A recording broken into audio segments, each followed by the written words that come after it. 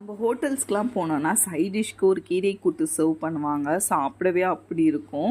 இதுக்கு 1/4 கப் அளவுக்கு துவரம் பருப்பை நல்லா வாஷ் பண்ணிவிட்டு 5, 6 பூண்டு பல், 1/2 ஸ்பூன் சீரகம், 1/2 ஸ்பூன் மஞ்சப்பொடி, 1/2 ஸ்பூன் பெருங்காயம் ஆட் பண்ணிவிட்டு 1/2 கப் அளவுக்கு தண்ணி ஆட் பண்ணிவிட்டு 2 பச்சை மிளகாவும் ஆட் பண்ணி நல்லா வேக வச்சு எடுத்துக்கோங்க பருப்பை. ஒரு சட்டியில் 1 ஸ்பூன் எண்ணெயில் 1/2 ஸ்பூன் கடுகு, 2 காஞ்ச மிளகா, கொஞ்சமாக கருவேப்பிலை, 1 வெங்காயம் பொடிசாக கட் பண்ணி ஆட் பண்ணி நல்லா வதக்கிட்டு ஒரே ஒரு தக்காளியும் கட் பண்ணி ஆட் பண்ணி நல்லா வதக்கிட்டு தேவைக்கேற்ப உப்பு ஆட் பண்ணி வதக்கிட்டு நான் க்ளீன் பண்ணி வச்சுருக்க முருங்கைக்கீரையும் ஆட் பண்ணி நல்லா வதக்கிக்கிறேன். உங்களுக்கு எந்த கீரை வேணுமோ நீங்கள் அதை ஆட் பண்ணிக்கலாம். பருப்பு வேக வச்சதையும் ஆட் பண்ணி நல்லா மிக்ஸ் பண்ணிவிட்டு இந்த ஸ்டேஜில் தண்ணி வேணும்னா ஒரு 1/4 கப் அளவுக்கு நீங்கள் சேர்த்துக்கோங்க.